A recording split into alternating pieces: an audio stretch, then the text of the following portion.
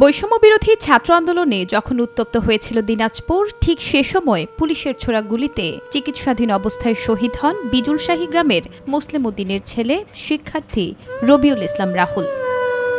দেশে চলমান বৈষম্য এবং নৈরাজ্যের প্রতিবাদে ঘরে বসে না থেকে দেশ স্বাধীন করার মহাপ্রয়াসে রাহুল গিয়েছিল রাজপথে। দিন শেষে বিজয়ের দেখা মিললেও ছেলে হারানোর শোকে স্থবির পুরো পরিবার। ছেলেকে নিয়ে বড় আশা ছিল, আমার ছেলে তো যাবার চলে গেছে, আমি তো আর ঘুরে পাবো না। সাইদ যেদিন মারা যায় সেদিন আমার ছেলে কয়েছে দেশ বাঁচাবার জন্য আমিও শহীদ হয়ে যাব, আমাকে কেউ আটকাইতে পারবে না।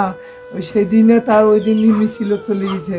খুব ভালো ছেলে, নিরীহ ছেলে, পড়াশোনার খুব চেষ্টা, পড়াশোনা করে অনেক কিছু আশা। ছেলে হারানো দরিদ্র এই পরিবারের দায়িত্ব নেয়ার আহ্বান দিনাজপুরের সচেতন নাগরিকদের। রাহুলের বন্ধু হিসেবে আমি এটুকুই জানাই সরকারের কাছে যে রাহুল যেন একটু আর্থিক সহযোগিতা পায়। তার পরিবার এখন অসচ্ছল, চলতে পারে না।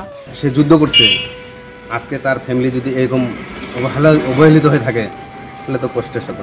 দিনাজপুর মেডিকেল কলেজ হাসপাতালে প্রায় ১০০-র বেশি শিক্ষার্থী আহত হয়ে ভর্তি হয়েছিলেন। বর্তমান সরকার এ বিষয়ে সর্বাত্মক সহযোগিতার আশ্বাস দিয়েছে বলে জানান এই কর্মকর্তা। সবাইকে আমরা সর্বোচ্চ প্রায়োরিটি দিয়ে চিকিৎসা করি এবং অনেকেই সুস্থ হয়ে বাড়ি চলে গিয়েছেন। বর্তমানে আমাদের ৮ জন রোগী ভর্তি আছেন। অধ্যাপকবৃন্দ এবং চিকিৎসকবৃন্দ তাদেরকে সর্বোচ্চ প্রায়োরিটি দিয়ে চিকিৎসা করছেন এবং সরকার এটি দায়িত্ব নিয়েছে এবং আমরা সর্বোচ্চভাবে সহযোগিতা করছি। একজন শিক্ষার্থীর সাথে জড়িয়ে থাকে তার পুরো পরিবার, সাথে থাকে হাজারো স্বপ্ন। রাহুলের মতো এমন শত শত শিক্ষার্থী বৈষম্য নিরসনে পরিণত হয়েছিল রাষ্ট্রের বলিতে। নতুন প্রাপ্ত এ দেশে থাকবে সকল স্বাধীনতা, এমন প্রত্যাশাই সকলের। নুসরাত শারমিন, মাই টিভি।